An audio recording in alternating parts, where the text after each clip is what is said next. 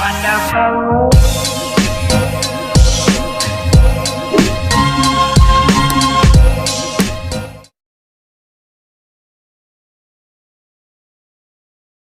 Assalamualaikum warahmatullahi wabarakatuh. Alhamdulillahirabbil alamin. Wassalatu wassalamu ala asrofil anbiya'i wal mursalin wa ala alihi wa ashabihi rasulillahi ajma'in. Pertama-tama, marilah kita panjatkan puji dan syukur kita kehadiran Allah Subhanahu wa Ta'ala. Atas berkat rahmat dan karunia-Nya, kita masih dapat diberikan kesehatan dan kesempatan untuk dapat mengikuti mata kuliah hadis pada hari ini. Tak pula kan salam kepada junjungan Nabi besar kita, Nabi Muhammad sallallahu alaihi wasallam. Allahumma shalli wa sallim alaihi. Di mana kelak kita mendapatkan syafaatnya di yaumil akhir kelak.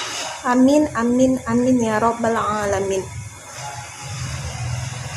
Rabbi shrah li sadri wa yassir li amri wahlul 'uqdatam min lisani yafqahu qawli. Raditu billahi rabbah wa bil islami dina wa bi Muhammadin nabiyyan wa rasulah. Rabbi zidni ilma warzuqni fahma wa amalan sholihah bi rahmatika ya arhamar rahimin. Baiklah, kami dari kelompok 15 ingin mempresentasikan hasil diskusi kami yang berjudul tentang peduli lingkungan. Sebelumnya, izinkan terlebih dahulu kami untuk memperkenalkan diri. Perkenalkan, nama saya Masyita Adina Harahap, NIM 0308202076, dan teman saya Elika Delvia, NIM 0308202045. Kami dari mahasiswi UIN Sumatera Utara, Program Studi Pendidikan Islam Anak Usia Dini, Fakultas Ilmu Tarbiyah dan Keguruan. Baiklah, di sini kami akan membahas materi kami yang berjudul tentang hadis tentang peduli lingkungan.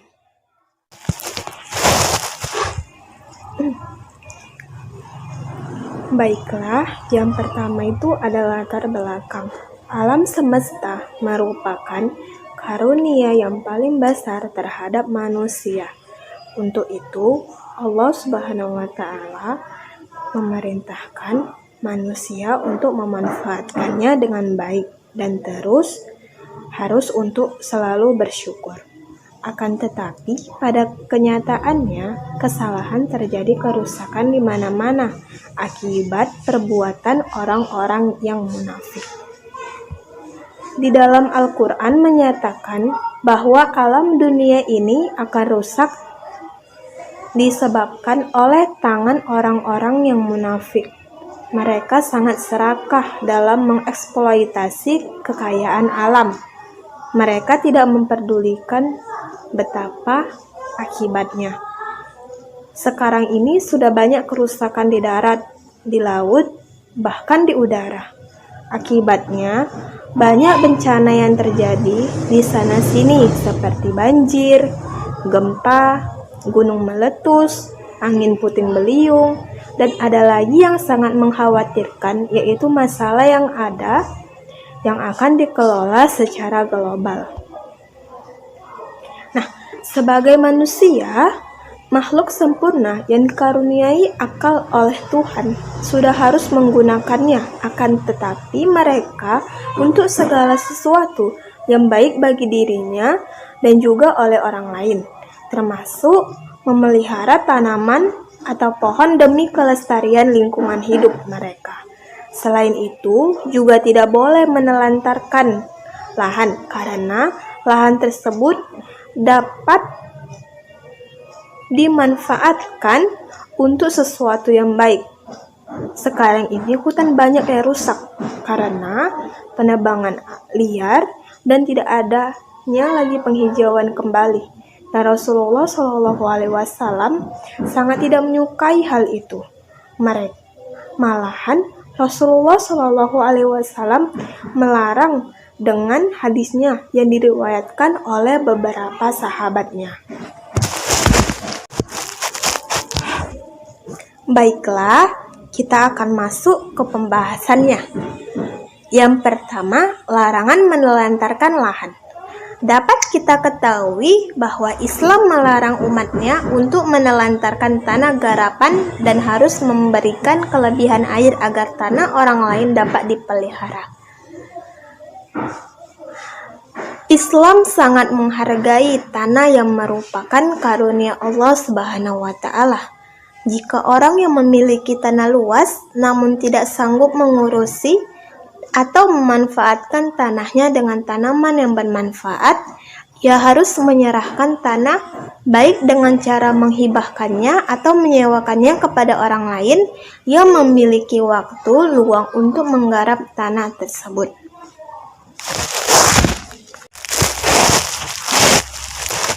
Di dalam hadis, yaitu hadis Jabirin Abdillahi radhiyallahu anhu qala kanat lirijalim minna fudulu aradina faqalu nu'ajiruha bilusulusi warrubu'i wan nisfi.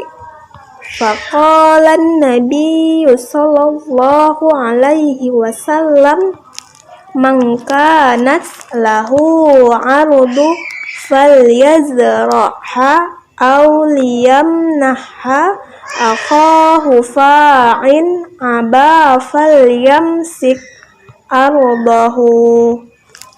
Yang artinya, Jabir bin Abdullah berkata, dahulu ada beberapa orang memiliki beberapa tanah lebih. Lalu mereka berkata, lebih baik kami sewakan hasilnya sepertiga, seperempat, atau separuh. Tiba-tiba Nabi Shallallahu Alaihi Wasallam bersabda, siapa yang memiliki tanah, maka hendaknya ditanami atau diberikan kepada kawannya. Jika tidak diberikan, tahan saja. Hadis riwayat Bukhari, kitab hibah, bab keutamaan mahniha. Seseorang yang diberi nikmat karunia oleh Allah Subhanahu wa Ta'ala berupa tanah, misalnya, harus berusaha untuk memanfaatkannya agar dapat menghasilkan sesuatu untuk bekal ibadah kepadanya. Nah, jika tidak, ia dapat dikategorikan sebagai orang yang kufur nikmat dan diancam oleh Allah Subhanahu wa Ta'ala dengan siksaan yang berat. Sebagaimana firman-Nya di dalam surah Ibrahim ayat 7 yang artinya, dan ingatlah juga tatkala Tuhanmu memaklumkan, sesungguhnya jika kamu bersyukur, pasti kami akan menambah nikmat kepadamu, dan jika kamu mengingkari nikmatku, maka sesungguhnya azabku sangat pedih. Salah satu cara agar tanah tersebut tetap bermanfaat adalah dengan menyewakan kepada orang lain atau memberikannya. Dengan demikian, di samping tidak menelantarkan tanah, pemiliknya juga telah menolong orang lain dengan memberikannya pekerjaan. Anak-anak dapat membuat pot-pot dari tanah tersebut dan membuat sejenis benda-benda lain sesuai imajinasi mereka sendiri yang akan membantu anak-anak mengembangkan sisi seni anak sehingga menjadi orang dewasa yang kreatif. Maka dari itu dilarang untuk kita menelantarkan tanah, karena tanah atau lahan sangat penting bagi anak-anak, dan orang tua jangan melarang untuk anak-anak bermain di luar dengan menggunakan tanah. Yang kedua itu ada memberikan kelebihan air kepada orang lain. Air sangat penting dalam kehidupan manusia, begitu pula dalam menggarap tanaman, karena air yang teratur sangat berpengaruh terhadap hasil tanaman. Oleh karena itu, bagi mereka yang memiliki kelebihan air, mereka memberikannya tersebut, kelebihan air tersebut kepada orang lain, di mana dalam hadisu Aba Hurairah radhiyallahu anhu an Rasulullah sallallahu alaihi wasallam qala la yumna'u fadlul ma'i liyumna'a bihil kala'u, yang artinya Abu Hurairah berkata, Nabi Shallallahu Alaihi Wasallam bersabda, tidak boleh ditahan atau ditolak orang yang meminta kelebihan air, yang akan mengakibatkan tertolaknya kelebihan rumput. Hadis riwayat Bukhari, Kitab Al-Mustafa, bab orang yang berkata bahwa pemilik air lebih berhak memiliki air. Perbuatan seperti itu tentu saja sangat terpuji karena telah memberikan kemudahan kepada orang lain, sekaligus lebih mempererat persaudaraan di antara mereka. Sebaliknya, apabila kikir tidak memberikan sebagian airnya yang lebih, hal itu memicu pertengkaran yang tidak mustahil akan menimbulkan korban. Di dalam anak usia dini, anak-anak memberikan kelebihan air kepada orang lain atau anak-anak memberikan kelebihan air kepada orang lain atau kepada temannya. Itu dan sangat banyak manfaatnya dan juga dapat memberikan dan mendapatkan pahala. Anak-anak memberikan air minum kepada temannya yang tidak membawa air minum, dan dalam bermain, air juga sangat penting bagi anak-anak, apalagi bermain bersama teman sangat asyik kan? Tentu saja asik. Seperti bermain menangkap bola air, bola sendok balon air, dan isi balon air dengan air. Maka dari itu, berbagi kepada teman sangat penting dan mendapatkan pahala. Perbuatan seperti itu tentu saja sangat terpuji karena telah memberikan kemudahan kepada orang lain, sekaligus lebih mempererat persaudaraan di antara mereka. Sebaliknya, apabila kikir tidak mau memberikan sebagian airnya yang lebih, hal itu dapat memicu pertengkaran yang tidak mustahil dan akan menimbulkan korban. Tanaman pohon merupakan langkah terpuji, di mana dalam hadis tersebut, yaitu hadis Anas radhiyallahu anhu qala Rasulullah sallallahu alaihi wasallam, ma min muslimin yaqrisu gharsan aw yazra'u zar'an fayakulu minhu tayrun aw insanu aw bahimatu illa kana lahu bihi sadaqah, yang artinya Anas radhiyallahu anhu berkata bahwa Rasulullah Shallallahu alaihi wasallam bersabda, tiada seorang muslim pun yang menanam tanaman kemudian dimakan oleh burung, manusia, atau binatang lainnya tercatat untuknya sebagai sedekah.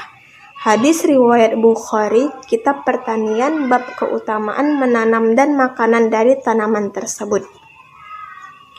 Di dalam hadis tersebut mengandung anjuran agar kita sesama manusia, khususnya umat Islam, menanam tanaman yang berguna, baik bagi manusia maupun binatang. Apabila tanaman tersebut telah berbuah dan dimakan oleh manusia ataupun binatang, maka dia akan mendapat pahala sedekah dari setiap buah yang dimakan, sekaligus buah tersebut dicuri.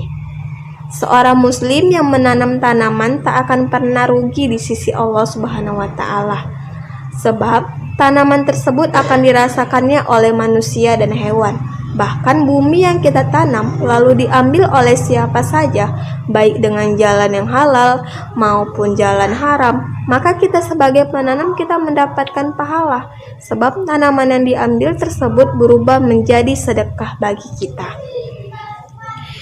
Hal ini menggambarkan betapa Islam sangat menghargai usaha manusia untuk memakmurkan dan memanfaatkan tanah, karena tanaman yang ditanam pasti akan bermanfaat bagi manusia maupun bagi makhluk-makhluk Allah lainnya. Maka setiap orang hendaknya tidak boleh egois, yaitu menanam tanaman untuk dinikmati sendiri. Jika cara berpikir manusia seperti itu, orang yang sudah tua dipastikan tidak akan mau menanam tanaman karena ia merasa tidak akan mungkin memakan buahnya. Sebagian berpikir bahwa manfaat dari menanam buah tidak hanya buahnya, tetapi pahala yang akan diterimanya apabila dari tanaman tersebut dimakan oleh manusia, binatang, atau juga salah satu untuk kebutuhan makhluk hidup lainnya. Menanamkan rasa cinta kepada lingkungan bisa dimulai dari hal yang kecil. Salah satunya dengan menanam pohon. Dengan menanam pohon, maka udara yang dihirup tetap bersih. Ketersediaan air tanah tetap terjaga, dan pohon dapat menjaga kita dari bencana banjir dan longsor. Maka dari itu sangat penting mengajarkan cinta lingkungan kepada anak usia sejak dini. Kegiatan menanam pohon kepada anak-anak bertujuan untuk mengajari cara menanam pohon yang benar. Bagaimana cara menanam pohon yang benar kepada anak usia dini, sekaligus memberikan pengetahuan tentang betapa pentingnya menanam pohon itu. Anak-anak sejak usia dini dididik untuk tahu fungsi dan manfaat dari menanam pohon, sehingga tertanam di dalam diri mereka untuk selalu melestarikan dan menjaga lingkungan di sekitar mereka. Selain itu, anak-anak juga diajari bagaimana cara menanam pohon secara benar, bagaimana memindahkan bibit pohon ke pot, dan juga bagaimana memupuk tanaman setelah dipindahkan. Nah, penanaman pohon merupakan langkah terpuji dan banyak sekali manfaatnya. Untuk itu, ayo kita tanamkan langkah-langkah terpuji ini kepada anak usia dini dengan cara yaitu penanaman pohon dimulai sejak usia dini.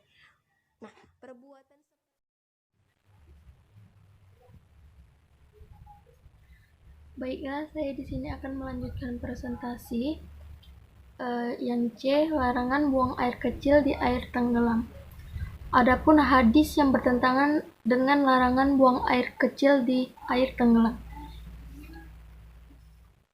An Abi Hurairah qala Rasulullah la yabulanna ahadukum fil ma'id da'il lazi yajri summa yahtasilung fi. Artinya, Abu Hurairah radhiyallahu berkata bahwa Rasulullah SAW bersabda, janganlah seseorang di antara kamu buang air kecil di dalam air diam yang tidak mengalir, kemudian ia mandi pada air tersebut. Hadis riwayat Bukhari. Selanjutnya ada hadis yang An Abdillahi bani Zaidi anin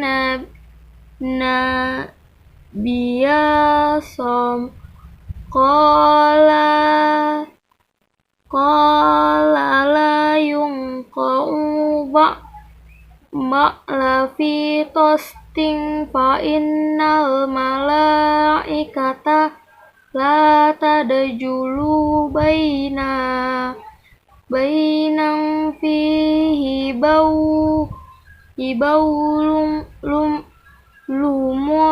lumun taqa wala tabulanna fi muhtali.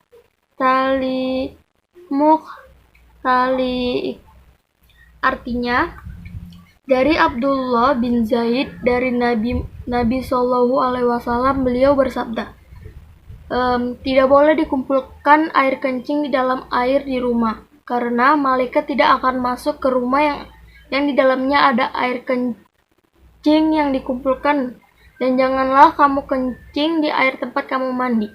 Hadis riwayat At-Tabrani.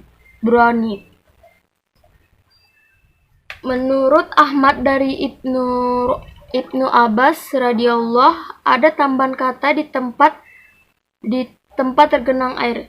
Sucikanlah dirimu dari tempat yang menyebabkan kutukan, yaitu pada tempat duduknya seseorang dari kamu di tempat naungan untuk berteduh, atau di jalan di tempat tergenang air. Air yang diam atau tidak mengalir menampung apa saja yang masuk ke dalamnya, baik kotoran ataupun najis. Apabila air tersebut dipakai oleh orang banyak, maka anak-anak buang air kecil di tempat tersebut dapat dipastikan akan menyebabkan air tersebut menjadi kotor atau mengandung najis. Tentu saja, apabila dipakai mandi, bukannya akan membersihkan badan, melainkan akan menyebabkan najis dan mendatangkan penyakit untuk anak-anak. Oleh karena itu, sebelum anak buang air kecil, dilihat terlebih dahulu apakah air tersebut banyak sehingga tidak akan berpengaruh terhadap air tersebut, ataukah sedikit sehingga akan menyebabkan air tersebut menjadi najis. Nabi telah memberikan larangan agar tidak ada di dalam udara yang menggenang yang tidak mengalir, seperti waduk, kolam air, dan anak sungai yang terdapat di tanah terbuka. Juga di sumber udara yang mana orang-orang mengambil udara agar tidak mengotorinya dan membuat mereka mengatur hal tersebut. Karena hal-hal yang kotor ini menjadi sebab tersebarnya penyakit yang mematikan dan sangat berbahaya bagi anak-anak. Jika keadaan air itu mengalir, maka tidak apa-apa untuk mandi atau buang air kecil di dalamnya. Adapun yang lebih baik adalah menghindari hal tersebut karena ketiadaan manfaat padanya, karena ditakutkan akan mencemarinya, juga bahaya bagi orang lain.